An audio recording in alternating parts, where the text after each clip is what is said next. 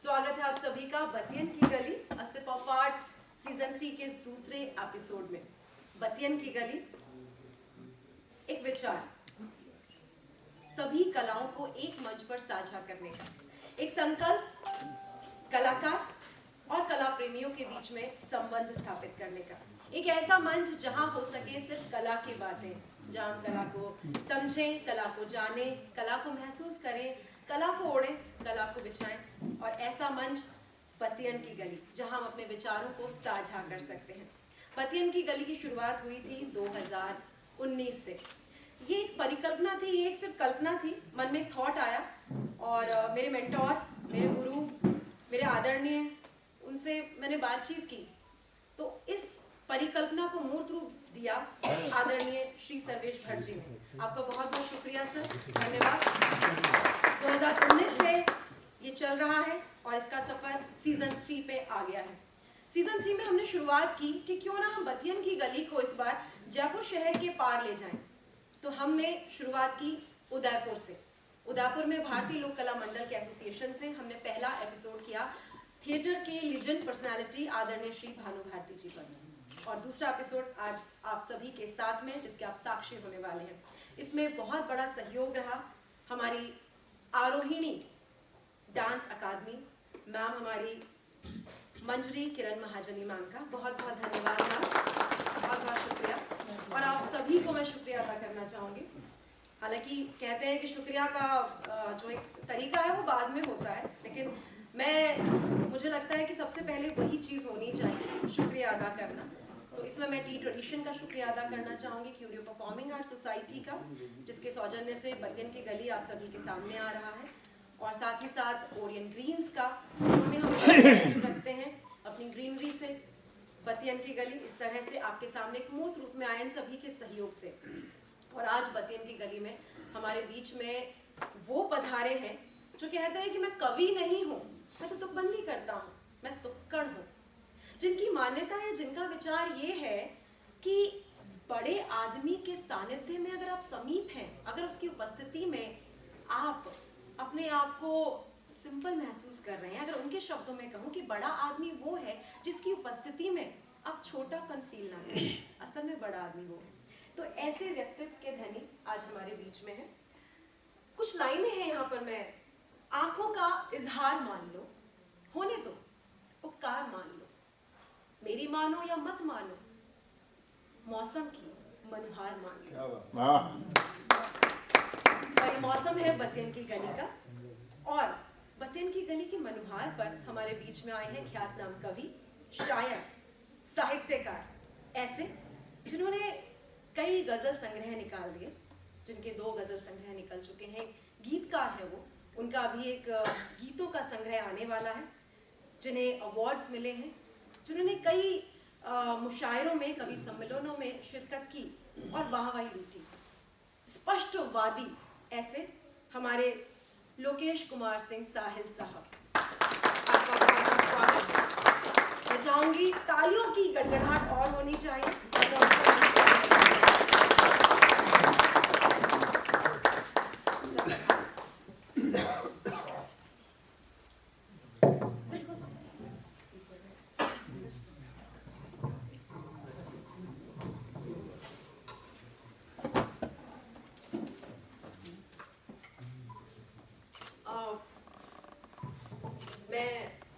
आदरणीय सर्वेश भट्ट जी से चाहूंगी कि वो 2 शब्द आके कहें एक बार बतियन की गली को लेकर सर।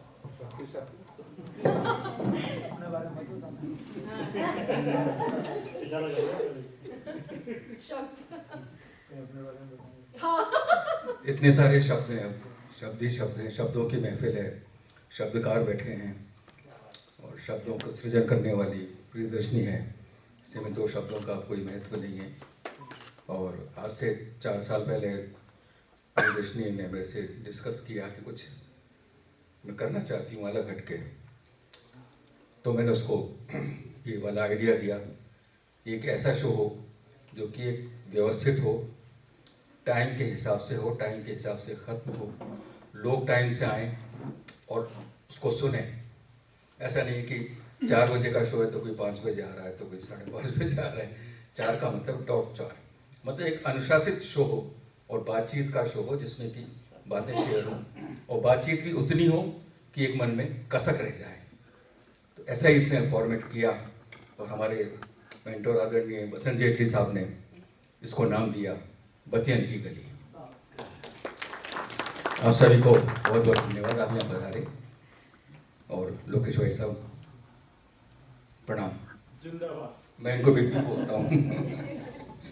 बहुत बहुत शुक्रिया सर। हमारे संरक्षक में आदरणीय पंडित विश्वमोहन भट्ट जी, आदरणीय सर्वेश भट्ट जी, नीता उपाध्याय जी, रेशमा खान मैम हमारे संरक्षक में है, और साथ ही प्रवीण जायसवाल जी, और जैसा कि अभी सर ने कहा बसंत जेटली सर ने नाम दिया, और ये मेरे बाप जी भी हैं, श्री बसंत जेटली जी सर, आपको बहुत बहुत आभार, धन्यवाद। बतियन की गली।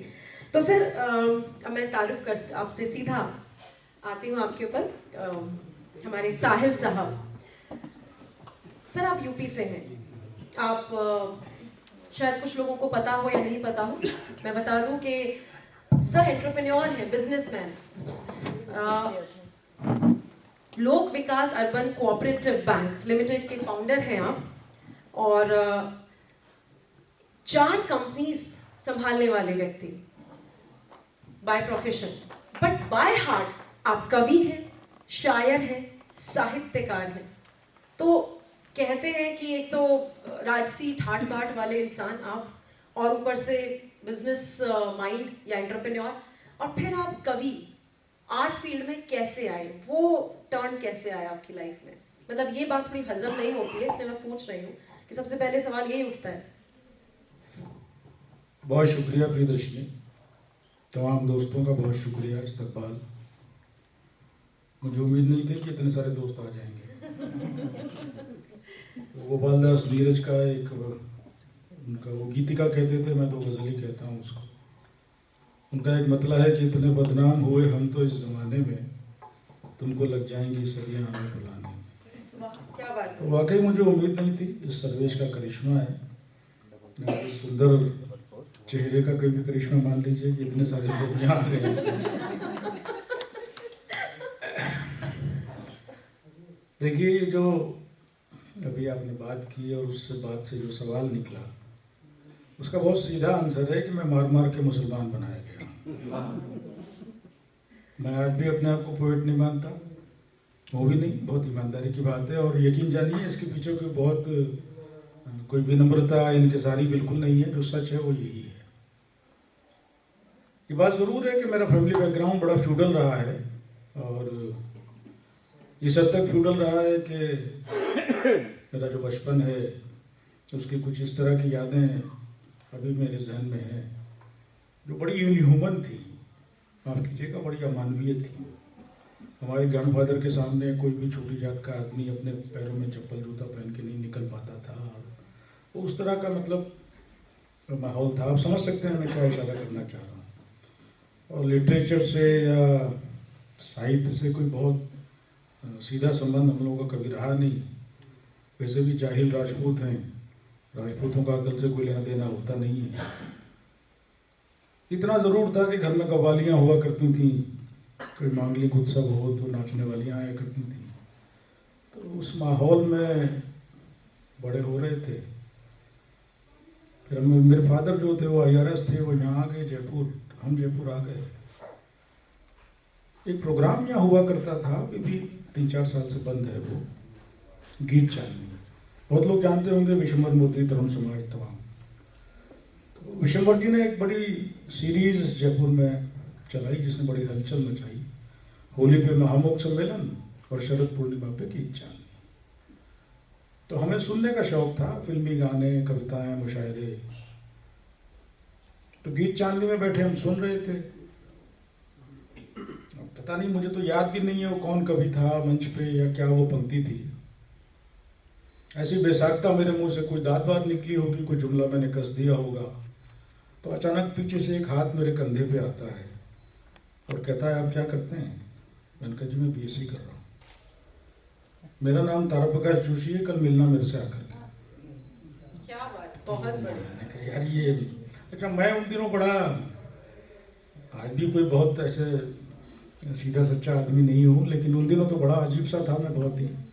मैंने कहा होगा कोई यार। सर उन दिनों के बारे में आपने जैसे अभी कहा कि मैं अभी भी सीधा सच्चा नहीं और उन दिनों, तो ये स्पष्ट करें सर आप। मतलब क्या, मैं बहुत कम परवाह बहुत कम लोगों की किया करता था। मुझे लगता था अरे सब ऐसे ही कुछ नहीं कर, मैं खुद ही अपने आप को सातवें आसमान पे समझता था। वो उम्र भी ऐसी थी, फैमिली बैकग्राउंड भी ऐसा था, तो वो एक अजीब सी मानसिकता वो थी। अब उन बातों को सोचता हूँ तो थोड़ा अजीब तो लगता ही है आज। तो मैं 5-7 दिन तक गया ही नहीं। फिर एक दिन वो जो नंबर उन्होंने मुझे लिख के दिया था अपने मकान का, C121 मंगल मार्ग, वो मुझे याद है आज भी। वो पर्ची मुझे मिल गई कि मेरे किसी पॉकेट में। तो मैंने ऐसे ही वो एक जो होता ना एक खिलंदड़पना कि हाँ चलो देखते हैं, मज़े लेने के लिए चलते हैं, कौन है क्या है। हम गए साहब। हमें ये भी पता नहीं था कि वो महाशय जिनसे हम मिलने जा रहे हैं वो IAS हैं। तो देखी वो पट्टी वट्टी उनके बंगले पे। अरे मैंने कहा तो यार कोई बड़ा आदमी है। खैर जोशी जी बड़े तफाक से मिले और फिर उन्होंने जाना हमारे बारे में।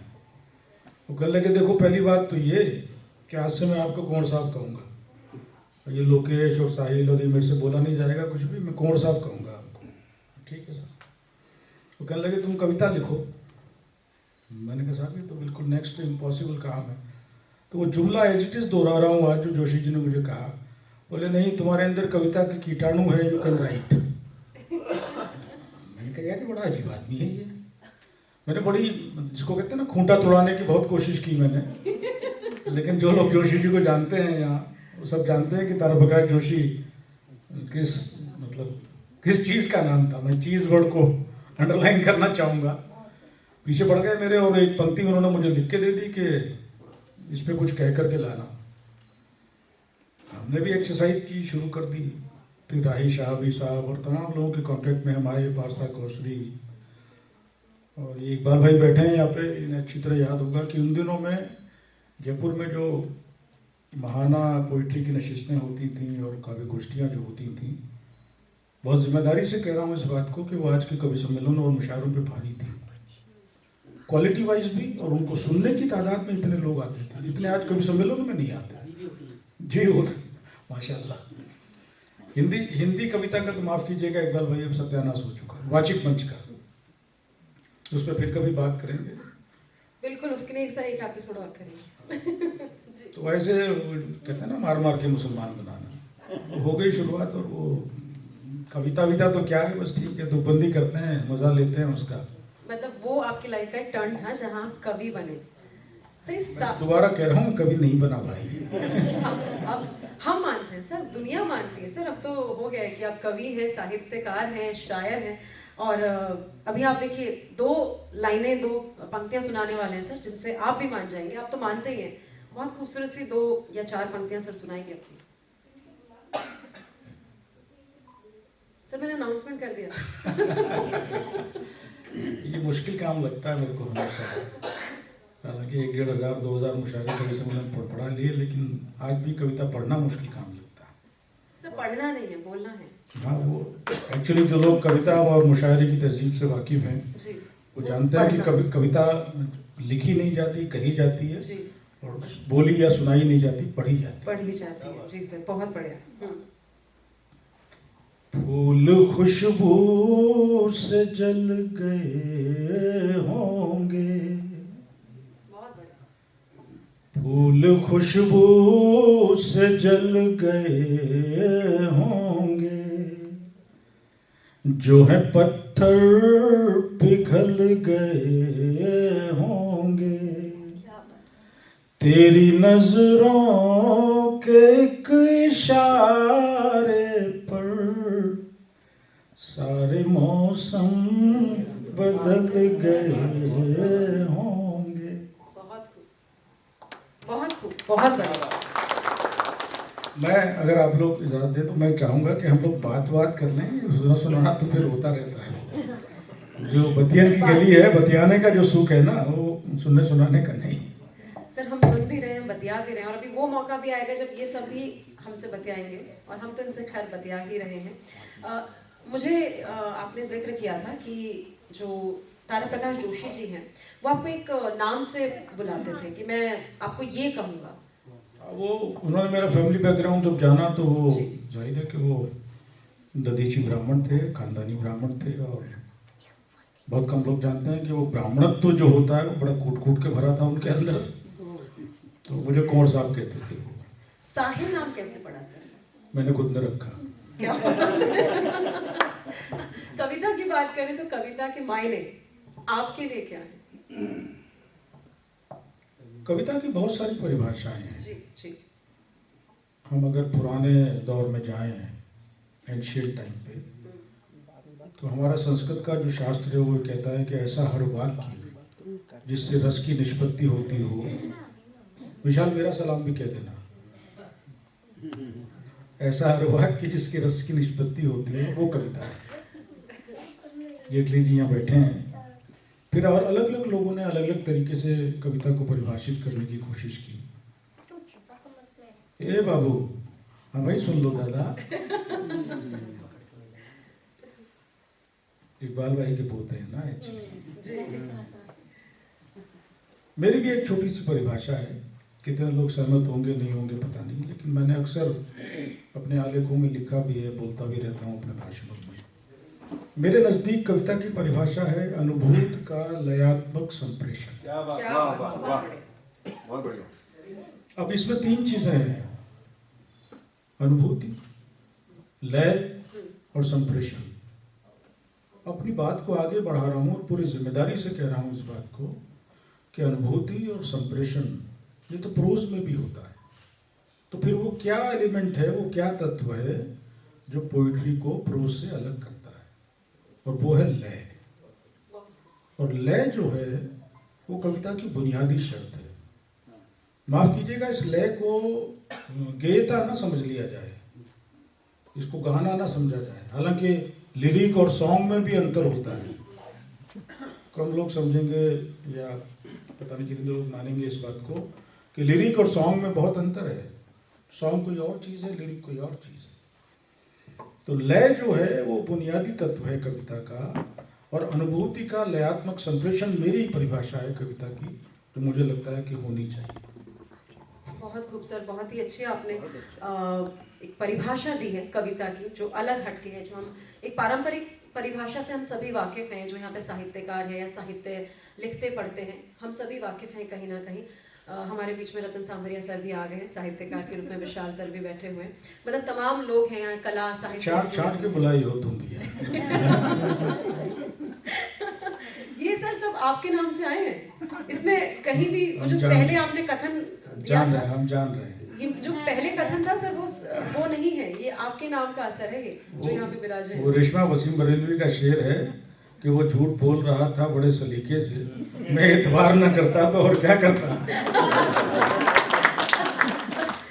सर आप जिस एक खानदान से ताल्लुक रखते हैं, राजसी ठाट बाट हैं, ऐसे में अगर सुपुत्र कला में साहित्य में चले जाएं तो पेरेंट्स को ऐसा लगता है कि यार हमने तो इसके लिए ये सोचा था, ये कर रखा था, और ये कहाँ चले गए। क्योंकि एक समय वो था जब कला को, साहित्य को, शेरो शायरी को, कविता पढ़ना, इन सब चीज़ों को ऐसा माना जाता था कि ये दोयम दर्जे का है।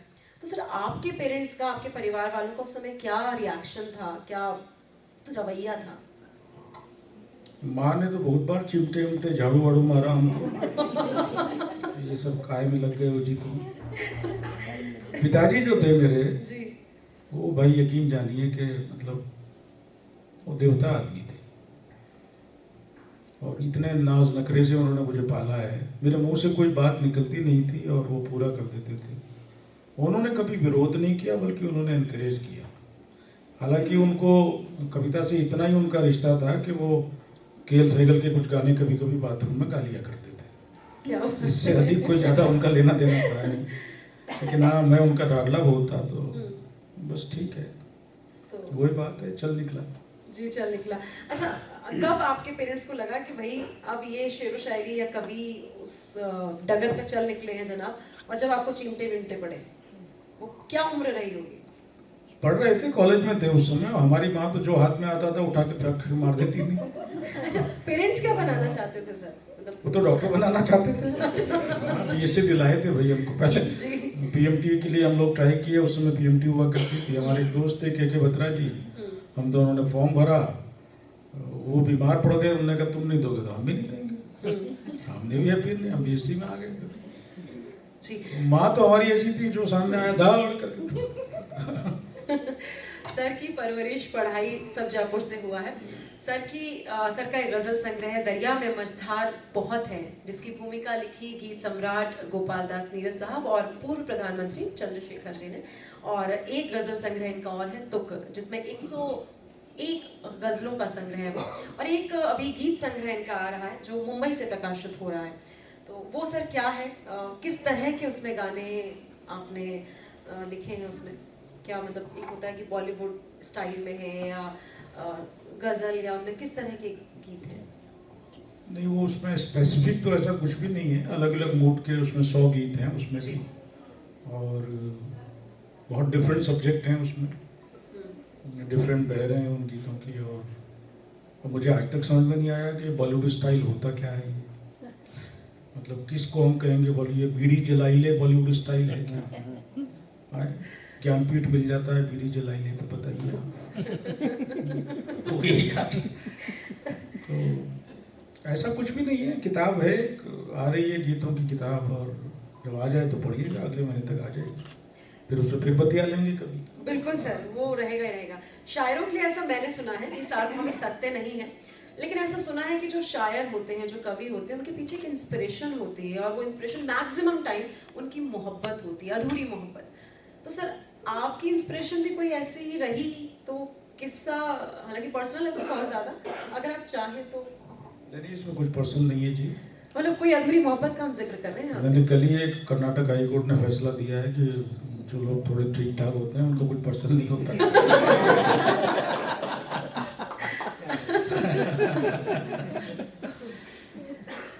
नहीं, ऐसा कुछ नहीं है, मैं ऐसा भी नहीं है कि कुछ छुपाना चाह रहा हूँ।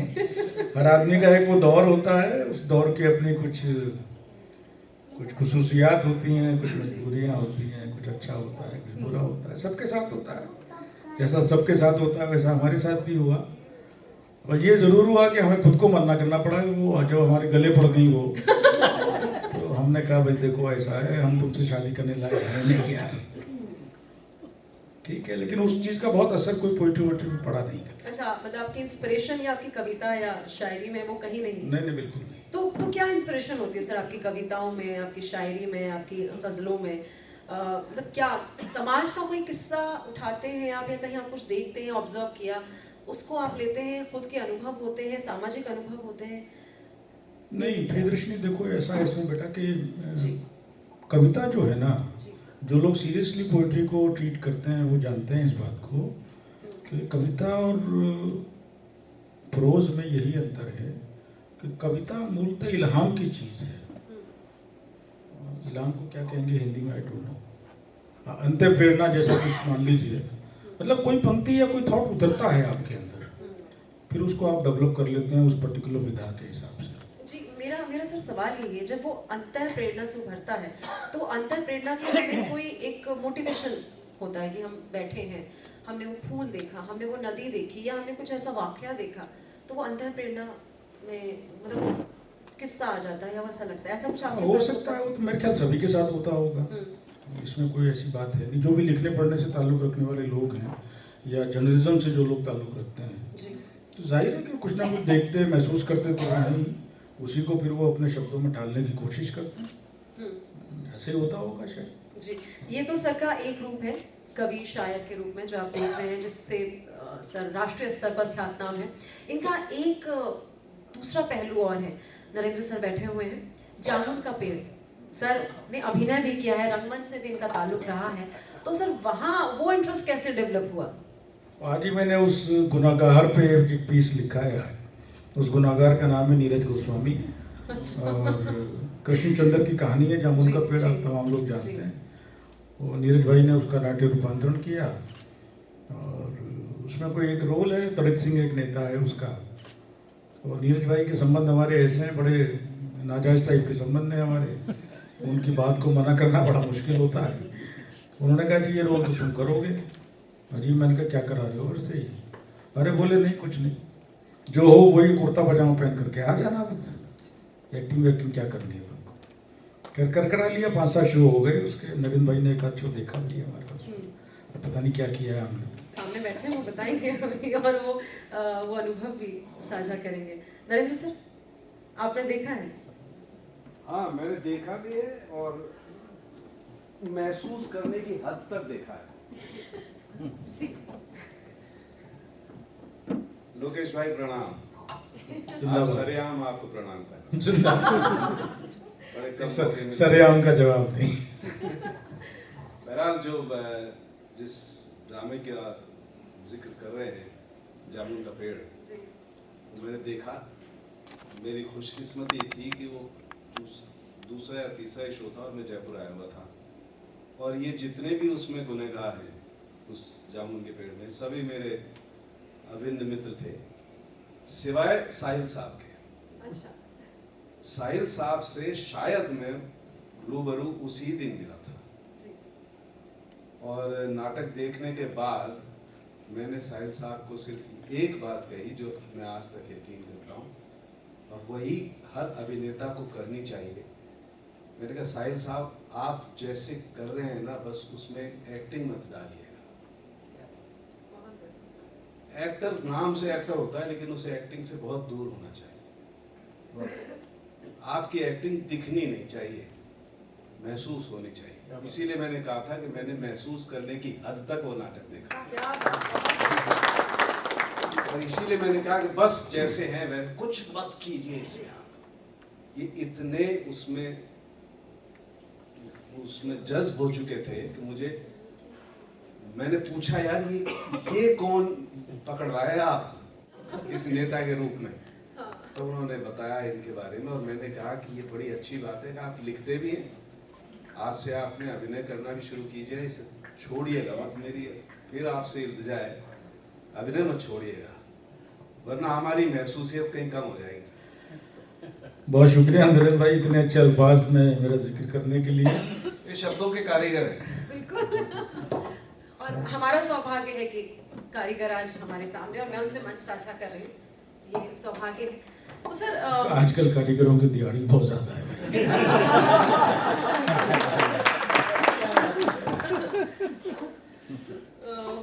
सर्वेश सर, आपसे कुछ कहना है?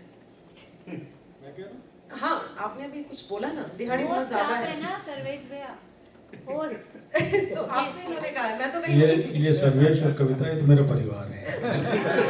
तो फिर सर सभी परिवार है, तो मतलब फिर यहाँ पर ये कथन खारिज नहीं, होता है। मैंने लाफ्टर दिया ना बहुत बड़ा। अच्छा। क्या बात है। अच्छा सर, आप कवि, शायर और अभिनेता, क्या फर्क आपको दोनों में नजर आता है, या किस तरह से आप दोनों? और अब ये बहुत जल्दी ड्रामेटिस्ट भी हो जाएंगे, मैं इनके पीछे पड़ा हूँ। बहुत बढ़िया सर, पड़े रहिए, हम आपके पीछे हैं, हम आपके पीछे, आप इनके पीछे। स्क्रिप्ट लिखेंगे। बहुत बढ़िया सर, बिल्कुल। मैं आपसे सर फॉलोअप करती रहूंगी कि वो कर रहे हैं कि नहीं कर रहे हैं। तो सर, क्या फर्क आपको नजर आता है, या मतलब आपके लिए सबसे एक ना कंफर्ट जोन, दोनों में से आप किसको सबसे ज्यादा, कहाँ कंफर्ट रहते हैं? मेरे कल 5 या 6 शो अब तक उसके हो चुके हैं। आज भी जब जामुन आता हूँ का तो पेड़। पैर कांपते हैं। जी और ये बात सच है। जी। और अभिनय तो जो लोग अभिनय को जानते हैं, साहिल साहब, एक बात मैं अभी कह दूं आपसे, ये पैर कांपना ही आपकी श्रेष्ठता की निशानी है। मेरे आज तक पैर कांपते हैं, मैंने 100 से ज्यादा नाटक कर लिए। सही कह रहे हैं, सही कह रहे हैं, बहुत बढ़िया। ये कहा जाता है कि एक अच्छा अभिनेता या अगर एक्टर हैं आप, तो अगर आपके पैर कांप रहे हैं, इसका मतलब आप एक सही दिशा में जा रहे हैं, ये अभिनेता के लिए कहा जाता है। Thank you so much sir, आपने यहाँ पर वो कोट कर दी चीज। जी सर। देखो इसमें ऐसा है प्रियदर्शनी के अभिनय को लेकर के मेरा मानना ये है कि ड्रामा, ब्रॉडर टर्म में ड्रामा यूज करूँगा। ड्रामा मेरे अपनी समझ के हिसाब से एक ऐसी फाइन आर्ट की फैकल्टी है जिसमें बाकी तमाम फैकल्टीज आ जाती हैं। अगर आप ड्रामा करते हैं तो उसमें फिर कविता भी है, उसमें शायरी भी है, डांस भी है, म्यूजिक भी, जितनी भी सब आ जाती है। तो अगर आप अच्छा ड्रामा अगर आप कर लेते हैं, मैं फिल्म का OTT वगैरह का जिक्र नहीं कर रहा हूँ, नहीं सर, वैसे भी वहाँ तो रंगमंच रिहर्सल जुदा। फिहर्सल और रिटेक फिटेक दुनिया भर के सैकड़ों मौके आपको मिलते रहते हैं। यकीन मानिए ड्रामा बहुत मुश्किल काम है, और मैं जब कहता हूँ कि मेरे पैर कांपते हैं तो वाकई कांपते हैं पैर। सामने जब लोग बैठे होते हैं उस समय जब, और ये बात भी स्वीकार कर रहा हूँ पब्लिकली आज कि ये 5-6 शो जितने हुए हैं, हर बार फंबल किया है मैंने, हर बार कुछ ना कुछ भूला हूँ, हर बार इम्प्रोवाइज करने की कोशिश की है, संभालने की कोशिश की है। यही अभिनेता ड्रामा आसान नहीं, ड्रामा अभिनेता मुश्किल। का सर गुण यही होता है कि वो इम्प्रोवाइज कर रहा है, वो संभाल रहा है। भाई वो इसलिए करना पड़ता है ना कि खुद चूक रहे हैं। तो ये भी तो गुण है ना सर अभिनेता, और कहीं ना कहीं आप साहित्यकार हैं, कवि हैं, तो उसका भी कहीं ना कहीं फर्क पड़ता है। अच्छा सर, कवि के रूप में कभी फैमिली में ऐसा हुआ कि मैडम रूठ गए, या और आपने उनको मनाने के लिए कुछ शायराना अंदाज में कह दिया, कुछ कविता कह दी? क्या होता है मतलब जब कभी रूठ जाते हैं, मतलब रूठ जाते हैं तो क्या होता है? अब मुझे पता नहीं तुम्हारे और कपिल के क्या रिश्ते हैं, लेकिन ये जिस तरह का सवाल है ये फिल्मों में होता है बेटा, निजी जिंदगी में ऐसा कुछ नहीं होता। देखिए, कविता की बात चल रही है और आप अभी आपने कहा भी था कि वर्तमान में ऐसी कई चीजें हो रही हैं, ऐसे मुशायरों की बात करें, कवि सम्मेलनों की बात करें, जो अब उनकी जो क्वालिटी है, गुणवत्ता है, वो कहीं ना कहीं कम होती जा रही है। तो आज आप कहाँ देखते हैं कवियों को, शायरों को, या सम्मेलन या मुशायरों को, और जो एक आपके समय में था? मेरा एक जुमला है जिसको अभी देश भर के संचालक कोट करते रहते हैं, तो कोई हर्ज नहीं नाम लेने में, को कवि कुमार विश्वास का भी नाम है उसमें, वो भी कई बार कोट कर चुका है इस जुमले को। मैं जब मंचों पर जब जाना शुरू किया था तो इकबाल वगैरह जानते हैं उस दौर को, बहुत जिम्मेदारी से कह रहा हूँ इस बात को कि ये वो समय था कि वाचिक मंच जो था कविता का, उस पर वो आदमी चढ़ने से डरता था जिसके पास कविता नहीं थी। आज वो आदमी चढ़ने से डरता है जिसके पास कविता है। और हिंदी की वाचिक परंपरा का जो मंच है, बहुत जिम्मेदारी से कह रहा हूँ इस बात को, वो पूरी तरह नष्ट हो चुका है, पूरी तरह। रेखांकित कर लीजिएगा इस बात को, वो कवि सम्मेलन है ही नहीं अब, वो या तो चुटकुला सम्मेलन है, या वो जुमलेबाजों का जमावड़ा है, या वो इस तरह की चीज़ है जिसमें संचालक और कवित्री आपस में स्क्रिप्टेड चौंच लड़ाते हैं। स्क्रिप्टेड मतलब सही कह रहे हैं सर। हाँ। जो लोग जानते हैं इस बात को वो लिख लें इस बात को कि स्क्रिप्टेड होता है वो सब कुछ। मतलब वो क्या बोलेगा, फिर वो कवित्री माइक से क्या बोलेगी, फिर वो संचालक जी क्या कहेंगे, फिर वो कवित्री क्या कहेंगे। मतलब पहले भी होता था, लेकिन वो ऐसे होता था बिल्कुल मामूली और बुरा, इतना फूहड़ और ऐसा नहीं होता था वो। लेकिन हिंदी का जो वाचिक मंच है वो नष्ट हो चुका। उर्दू का जो मुशायरा है उसमें गिरावट अभी उतनी नहीं है, और उसका कारण है बहुत साफ। एक बड़ा कारण तो है पैसा। आज भी हिंदी कविता के मंच पे जो लोग काव्य पाठ करते हैं उनको मिलने वाला जो लिफाफा है वो बहुत मोटा है, बहुत बड़ा है। आप लोगों को ताज्जुब होगा कि कुमार विश्वास 35 लाख प्लस जीएसटी 40 लाख हो गया आजकल। 40 लाख कर दिया उसने। बताइए, देखते देखते मुद्रास्फीति बढ़ गई मोदी जी के राज में। शैलेश लोढ़ा जैसे लोग 20-25 लाख रुपए प्लस जीएसटी, और कहाँ से कोई इतना रुपया लाएगा। और इधर उर्दू का मुशायरा जो है वहाँ एक अच्छी बात हुई। एक अच्छी बात तो ये हुई कि पैसा उस हद तक सर चढ़ के नहीं बोला, हालांकि बोला, उस वजह से जो गिरावट आनी थी वो आई, लेकिन उस प्रोपोर्शन में नहीं आई।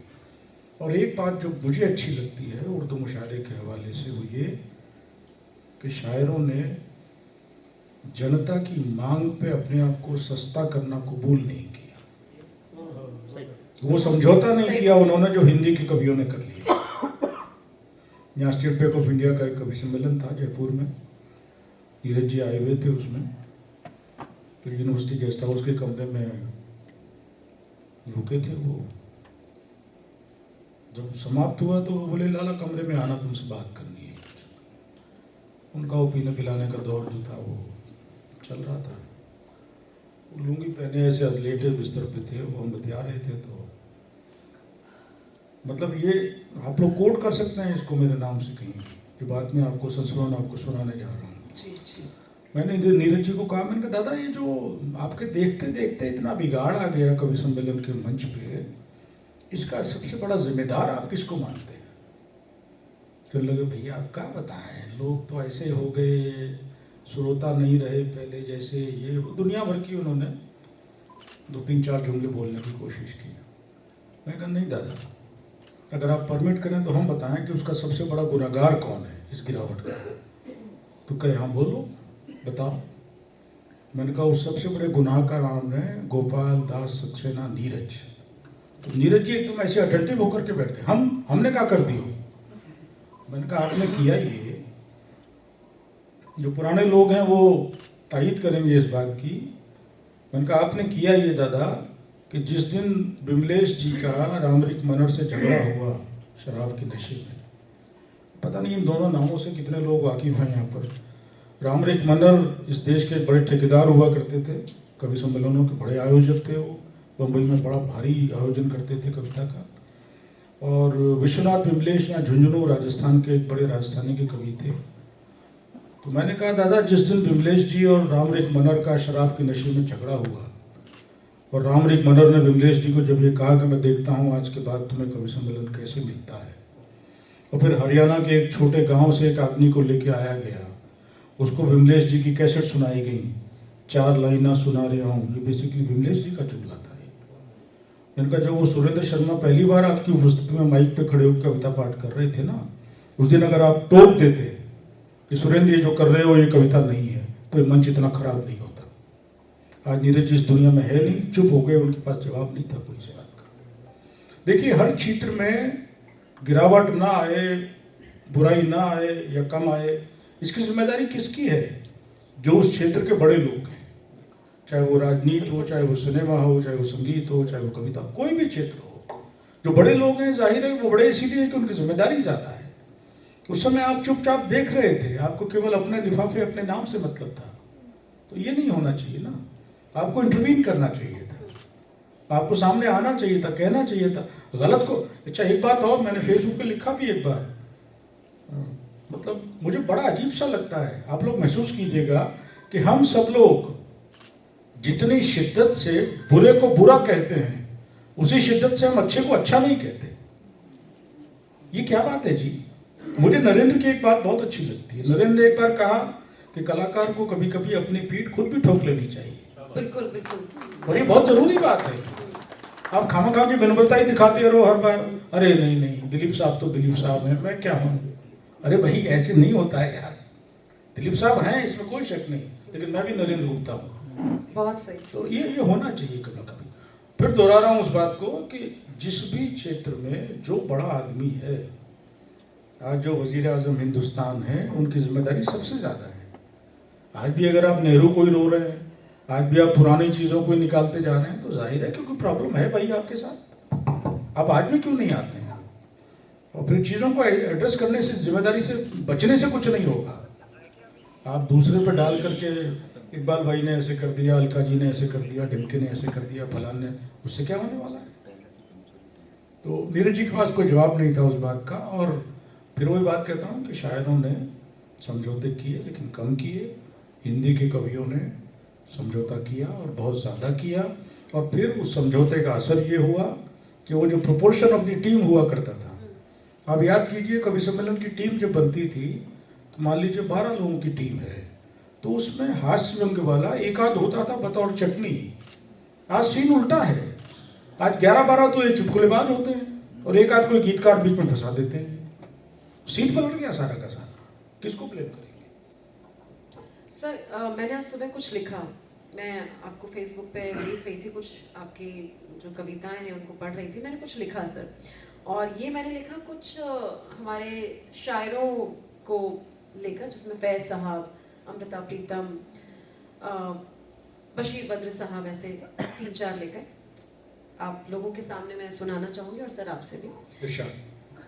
चलो बस्ती में चले, बशीर की नज़मों की धुंधली गलियों में, गुलजार की अधूरी कविताओं से लेकर अमृता की बेखुदी में उलझी यादों की खोज में, फैज की राह गुजर बनकर ख्वाबों के संगीनों में खोजते हैं हम, उनकी शायरी से लिपटे हुए नई कविता के रास्ते पर चलते हैं हम।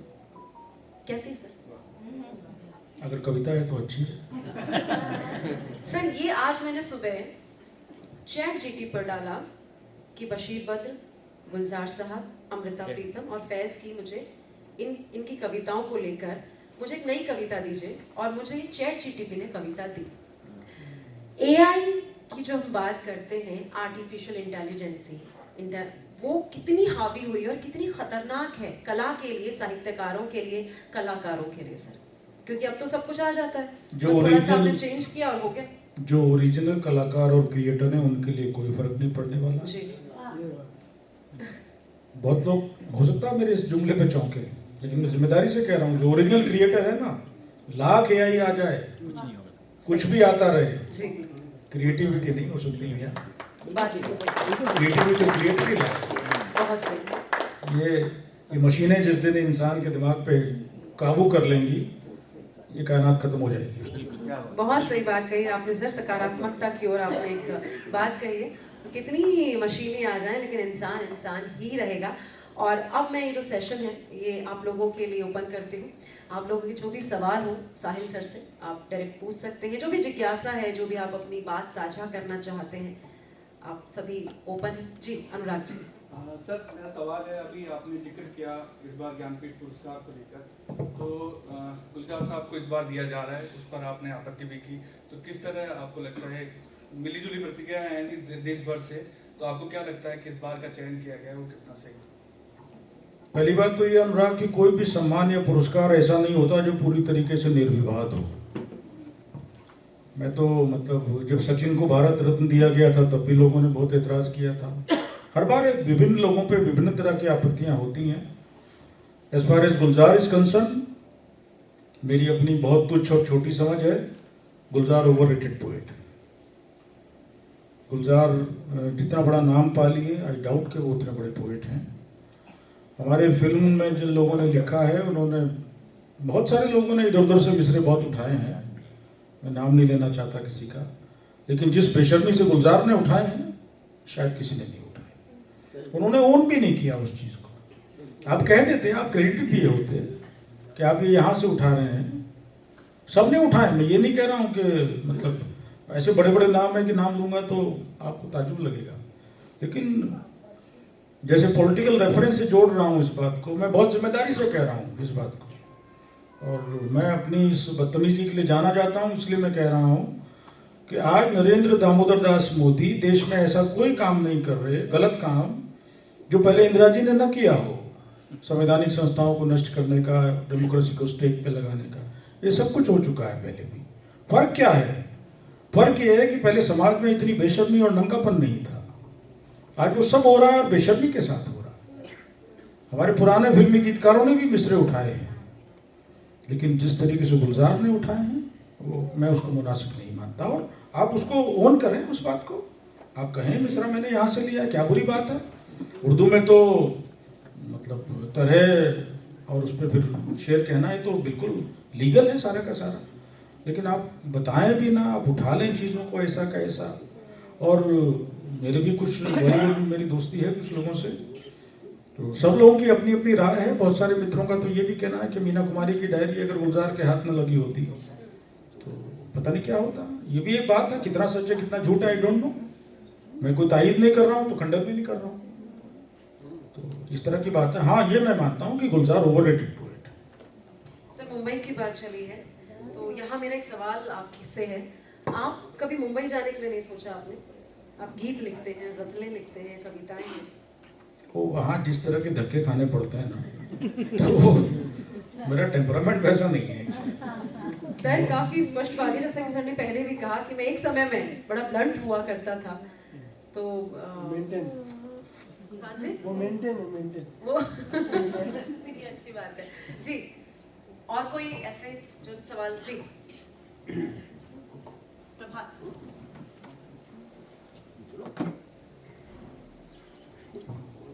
प्रभात गोस्वामी जी। नमस्कार, मैं एक सवाल आपसे कर रहा हूँ कि काव्य में अभिव्यक्ति और संप्रेषण, इस पर एक बहुत पुरानी बहस चलती रही है और अलग अलग तरीके से लोगों ने व्याख्यायित किया इसको। आपकी नज़र में अभिव्यक्त करना और संप्रेषित करने में कितना फर्क है? इतना ही फर्क है जितना इब्ने बतूता और क्या है वो आती हुई लहरों पे जाती हुई लड़की, इतना ही फर्क है। अभिव्यक्ति जो है वो आपका अपना एक वर्जन है जो संप्रेषित नहीं हुआ अगर, तो फिर मतलब क्या है उसका? हमारे हिंदी के जो, मैं उनको क्लिष्ट कवि कहता हूँ, जैसे कुछ लोगों को मैं कवि कहता हूँ, ऐसे कुछ लोगों को मैं क्लिष्ट कवि कहता हूँ। वो पता नहीं किसके लिए लिखते हैं, वो समझ ही नहीं आता मेरे को। अरे भाई आपकी जो, हम तो हिंदुस्तान में रहते हैं यार, हमारे यहाँ फोक का इतना रिच परंपरा हमारी है, क्लासिक्स की हमारे यहाँ इतनी रिच परंपरा है। आपकी बात अगर संप्रेषित ही नहीं हो रही है तो फिर किस? और एक बात बहुत जिम्मेदारी से कहता हूँ, एक आलेख में लिखा भी था मैंने इस बात को, आप ताज्जुब करेंगे कि नई कविता जो है, इसके अधिकांश जो लिखने वाले हैं, अधिकांश, तो वो ये कहते हैं कि साहब हमारे जो सामाजिक सरोकार हैं उसके लिए हम कविता लिख रहे हैं। हमारी कविता आम आदमी के जीवन, उसकी पीड़ा, उसका दर्द, उसकी तकलीफ से जुड़ी हुई कविता है। आप गौर करेंगे कभी, आप नोटिस कीजिएगा कि वो लोग जो एक सामाजिक सरोकार की कविता के परचम लेके घूम रहे हैं, उनके खुद के सामाजिक सरोकार कितने और कैसे हैं? 0/0। तो ये क्या है यार, इतना फर्क क्यों होना चाहिए किसी भी चीज में? संप्रेषण बुनियादी तत्व है प्रभात भाई। मैं अगर कह रहा हूं वो संप्रेषित ही नहीं हो रहा तो मेरी अभिव्यक्ति का लाभ क्या है? कोई लाभ नहीं है उसका। आज के दौर में इसीलिए पूछा मैंने कि बहुत बड़ी संख्या में ऐसे कवि या लेखक हुए हैं जो बस अभिव्यक्त कर रहे हैं, संप्रेषित नहीं हो पा रहे हैं।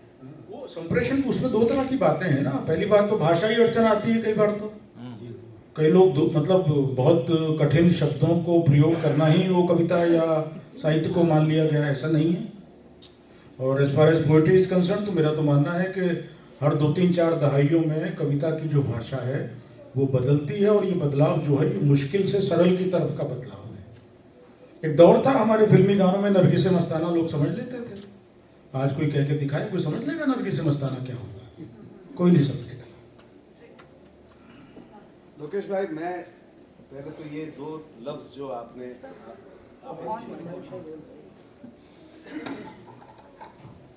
आपने आपस की बातचीत में निकाले, अभिव्यक्ति और संप्रेषण, साहब ने कहा कि वो लोग अभिव्यक्त तो कर रहे हैं लेकिन संप्रेषित नहीं हो पा रहे। मेरा मानना है कि वो अपने आप में सोच रहे होंगे कि अभिव्यक्त कर रहे हैं, अभिव्यक्त होगा ही तब जब संप्रेषित होगा। सहमत हूँ, ना होगा ही, सहमत हूँ। वो खुद में तुरंत खा होकर के सोच रहे होंगे कि मैं अभिव्यक्त कर रहा हूँ, संप्रेषित नहीं होता। जो आपने कहा गया नरगिसे मस्ताना, वो संप्रेषित हुआ। आओ राजकिशोर, आओ, आ जाओ, बैठो, इधर आ जाओ। Sanjay sir, Rajkishore sir. दूसरा जो मेरा आपसे, आज मैं सरेआम कुछ समझना चाहता हूँ आपसे जी, कि एक तो आपने जो कविता की एक डेफिनेशन दी, 99% मैं उससे सहमत हूँ, लेकिन 1% थोड़ा सा मुझे, मेरा मानना ऐसा है कि हर लिखा हुआ शब्द अगर बोला जाए तो उसमें लय तो होगी ही होगी। एक एक्टर जब स्पीच दे रहा होता है अपने प्ले में या परफॉर्मेंस कर रहा होता है, और जब वो डायलॉग बोलता है तो वो कहने को तो प्रोज है, पोएट्री नहीं है, लेकिन अगर उसमें लय नहीं है तो वो संप्रेषित भी नहीं होता। लय की आवश्यकता वहां पर उसको पड़ती है, मेरा ऐसा मानना है। तो मुझे कई बार कई अच्छे अभिनेताओं का अभिनय जब वो कर रहे होते हैं तो मुझे वाकई उसमें कविता दिखाई देती है, सुनाई देती है। तो ये कहाँ से आप वाली जो परिभाषा है उससे कहीं अलग है क्या? नहीं, बिल्कुल अलग नहीं है नरेंद्र भाई। मैं जो कहना चाह रहा हूँ उसी को आप सप्लीमेंट कर रहे हैं। इस बात को यूँ समझिए कि पद्य का गद्यात्मक होना, पद्य का गद्यात्मक होना ये पद्य की कमजोरी है, और गद्य का पद्यात्मक होना ये गद्य की ताकत है। Thank you. मेरा आपने बात पूरी कर दी। और दूसरी मैं एक बात और कहना चाहता था कि मेरे नजर में हर भावना से व्यक्त किया हुआ हर शब्द कविता है। जब मैं अपनी माँ को खत लिखा करता था तो मेरे ख्याल से मेरे से उससे बड़ी कोई कविता नहीं हुई, क्योंकि मैंने अपनी पूरी एहसास के साथ, वो एहसास जो मेरी रगों में दौड़ता था, उस एहसास को लेकर के चंद लफ्ज़ मैंने अपनी माँ को, जब मैं बम्बई में था, ख़त में लिखे, और मैं आज भी उन्हें पढ़ता हूँ तो मुझे उससे खूबसूरत कविता नहीं नजर आती। नहीं, ये बात निजी तौर पे सही हो सकती है नरेंद्र भाई, लेकिन आप थोड़ा सा अगर यहाँ से काम में लें वो है नहीं। तो हाँ, तो आपको ये डिफरेंशिएट तो करना ही पड़ेगा मेरे भाई कि भाषण क्या चीज़ है, संवाद क्या है, कहानी क्या है, लघु कथा क्या है, ये विधाओं के इतने सारे नाम। अब मैं आपको बताऊं, मुगल आजम जो फिल्म है, जब लगी मैंने देखी, जब टीवी पे आती है मैं देख लेता हूँ, और अब तो स्थिति ये हो गई है कि मैं 3 घंटे उस फिल्म को आंख बंद करके सुनता हूँ खाली, क्योंकि उसके डायलॉग इतने अच्छे हैं, उसके संवाद जो हैं, क्या अद्भुत संवाद है मैंने सर, 25 बार देखी है ना। हाँ, वो अधिकांश लोगों ने देखी होगी, लेकिन फिर भी वो कविता नहीं है नरेंद्र, वो संवाद है। लेकिन ऐसा आभास क्यों होता है? आप पोइटिक है वो, पोइटिक है, पोइटिक है, पोइट्री नहीं है, पोइटिक है। मैंने कहा ना कि गद्य का पद्यात्मक होना गद्य की ताकत है। जब पृथ्वीराज जी कहते हैं ना कि तुम हिंदुस्तान के तख्त को एक रक्कासा के पैरों की पाजेब बनाना चाहते हो, तो ये पोइट्री है यार, पोइट्री की तरह है ये, पोइटिक है। हाँ, पोइट्री नहीं भाई, इतनी सारी विधा। हमें अटल बिहारी वाजपेयी और चंद्रशेखर के भाषण बहुत अच्छे लगते थे, जब वो लोग बोलते थे माइक पे, लेकिन वो भाषण है ना मेरे दोस्त, वो कविता तो नहीं कह सकते उसको। साहिल साहब, सभी से गुजारिश है मेरी, सर 1 मिनट आप कर लूँगी। अब बस हम 2 सवाल और लेंगे, मैम सर के बाद में मैम रंजना, क्योंकि समय जो हम जिस समय को फॉलो करते हैं वो समय हमारा हो रहा है, और उसके बाद हमें कुछ और भी सर के इजाज़त से कर्मठ युवा सम्मान की भी घोषणा करनी है। तो सर आप अपना सवाल जारी रखें। साहिल साहब, सम्मान सहित मैं कहना चाहूँगा, अभी अभिव्यक्ति और संप्रेषण की बात हो रही थी। कहते हैं a man is product of his atmosphere. तो साहिल कौन सा एटमॉस्फेयर का एक अभिव्यक्ति है?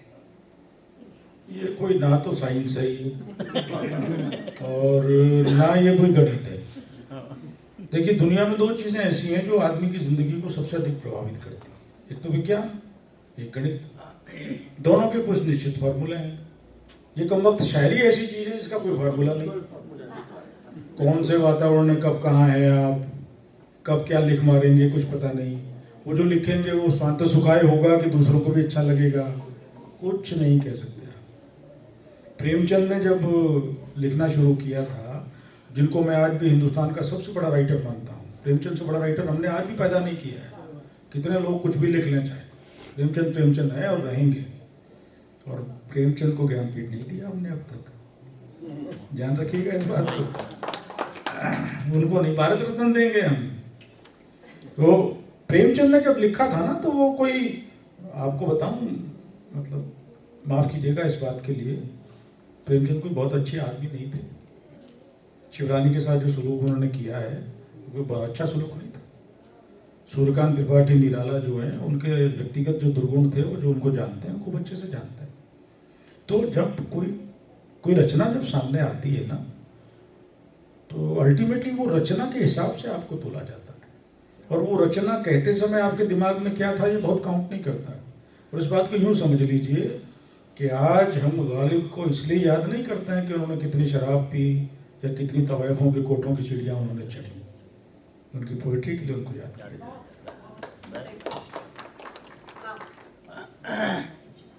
की जरूरत नहीं है मुझे, वो आवाज उसमें पहुंचेगी तो हमारे लिए सही रहेगा, रिकॉर्ड होगी।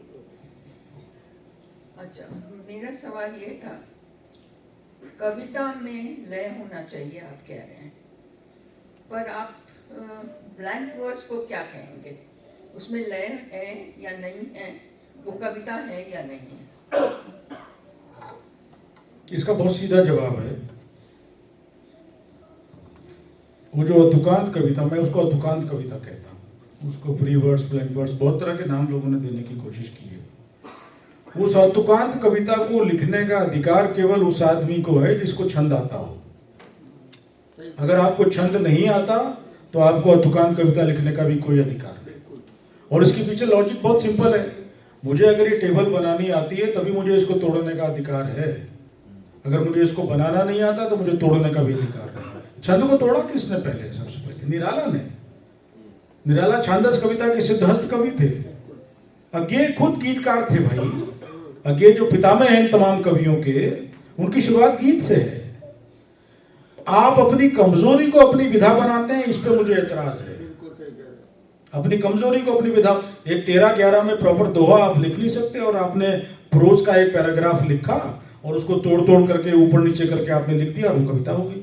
माफ कीजिएगा, वो कविता नहीं है। बहुत सही बात है, बहुत उम्दा बातें हुई, और यहाँ पर विषय से संबंधित कई बातें, कई तथ्य, कई ऐसी चीजें निकली जो कविता, शेर शायरी या भाषा, इनके ज्ञान या इनके जो चक्षु हैं हमारे, वो खोलते हैं। सर, उसके लिए आपका बहुत बहुत आभार, बहुत बहुत धन्यवाद। आज बहुत अच्छा बातों का सिलसिला निकला और बहुत सारी बातें हंसी मजाक में खोली, और साथ ही साथ ज्ञान जो हमें मिला, वाकई में बहुत ही एक उम्दा समय ही बीता हमारे लिए, और ये 1 घंटे हमारे लिए बहुत ही अच्छे रहे। इस बात के लिए मैं आपको फिर से आभार व्यक्त करना चाहूँगी सर। और सर, यहाँ पर मैं आपको बता दूँ, आप दर्शकों को भी बता दूँ कि बतियन की गली सीजन 2 से हमने कर्मठ युवा सम्मान शुरू किया, और उसका मोटिव ये था कि युवा जो हैं, जो अपने फील्ड में अच्छा काम कर रहे हैं, कर्मठता से जुटे हुए हैं, डेडिकेटेड हैं, जो हार्ड वर्कर हैं, जो मेहनती हैं, उनके लिए बतियन की गली क्या कर सकता है। तो हमने एक सम्मान शुरू किया जिसको हमने नाम दिया कर्मठ युवा सम्मान, और सभी संरक्षकों ने इस पर सहमति जताई। तो सर, बतियन की गली सीजन 3 के एपिसोड 2 में कर्मठ युवा सम्मान की हम घोषणा करना चाहते हैं, अगर आपकी इजाजत हो तो सर। मेरा भतीजा है, मुझे तो खुशी होगी। और इसके लिए मैं हमारी संरक्षक और आकाशवाणी की कार्यक्रम प्रमुख मैम रेशमा खान को मैं स्टेज पर बुलाना चाहूँगी। मैम, आप आएँ और कर्मठ युवा सम्मान की घोषणा करें, और सर के कर कमलों से और आपके कर कमलों से उनको वो सम्मान प्रदान करें। Thank you so much ma'am.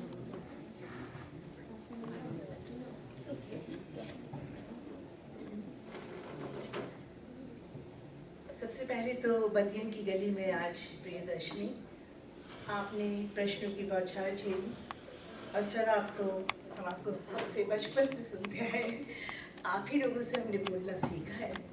All India radio के 36 साल के सफ़र में मैं लोकेश कुमार साहिल साहब जैसे एक से एक शायर, एक से एक कवि, एक से एक साहित्यकारों के इंटरव्यूज़, इनकी कविताएं, इनकी गज़लें सुनते सुनते ना जाने खुद कब कवि कब शायर हो गई, मुझे इस बात का इल्म ही ना हुआ।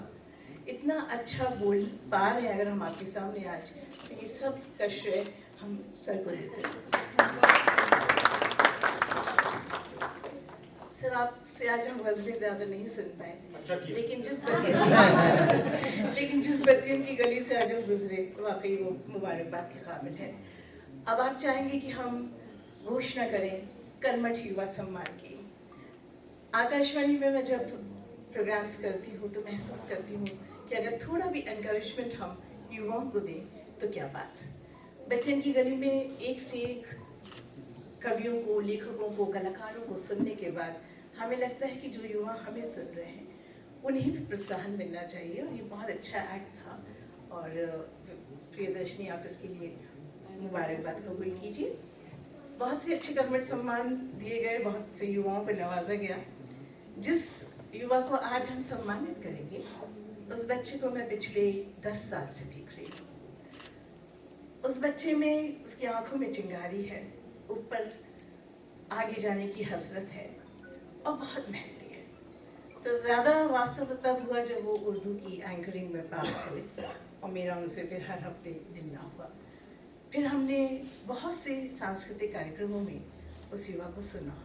सूफी गायकी में एक बेहतरीन अदायगी, और अपने ग्रुप के साथ जिस तल्लीनता से वो गाते हैं, तो लगता है कि वाह क्या बात है।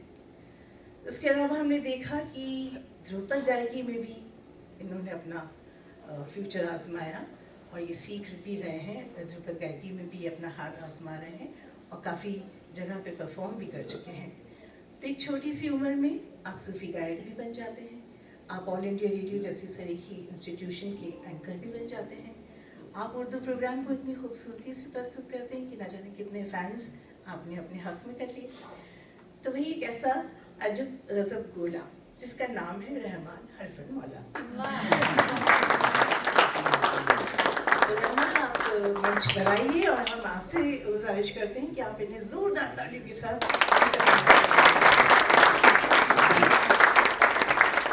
रहमान,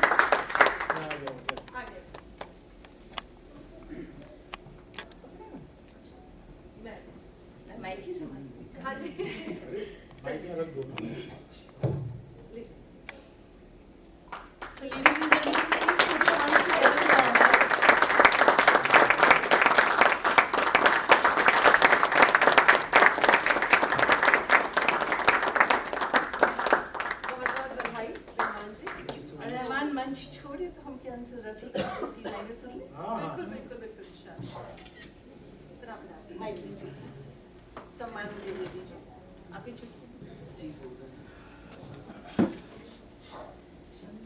कहाँ हो विशाल, कहाँ चले? फोन दे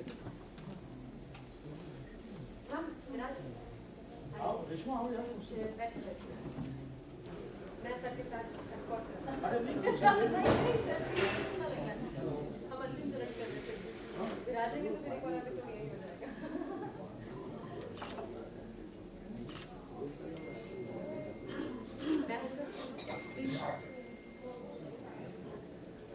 एक बार सर्वेश भट्ट साहब ने मुझे फ़ोन किया, कुछ तो है तुझसे राब्ता प्रोग्राम चल रहा था कि रेशमा भी मैं रहमान की कॉम्पेयरिंग सुन रहा था, बहुत अच्छी। तो हम रेडियो वालों को कोई झूठी सच्ची थोड़ी तारीफ कर देता है इस ज़माने में, जहाँ इतना कंपटीशन है, इतना सब कुछ सुनने के लिए है, तो लगता है कि हमारी नौकरी सार्थक होगी। सो congratulations, I still remember your comment. Namaskar, and first of all, I would like to thanks entire team of Badiyan Ki Gali, Priyadarshini ji, and one and only my dear respected Reshma Khan ma'am, और यहाँ पर विराजमान तमाम गुणी महानुभव जितने भी लोग यहाँ पर अपने अपने क्षेत्र के महान शख्सियात जो यहाँ मौजूद हैं, मैं उनका भी तहे दिल से अभिनंदन करता हूँ। और मुझे कहा गया रफ़ी साहब के कुछ गीत जो है वो 2-4 गीत, लेकिन क्योंकि मैं इस गैलरी में यहाँ इस इंस्टीट्यूट में आया तो एक अलग तरह का माहौल यहाँ मुझे दिखा, एक डिवाइन, पूरा मेडिटेशनल। तो मैं थोड़ा सा बस यहाँ पर एक आलाप करूँगा। आलाप में यहाँ, क्योंकि मेरा एकदम से जहन जो है वो गीत से हटकर क्लासिकल म्यूज़िक की तरफ आया, मैं बस 5 मिनट आप लोगों के लूँगा।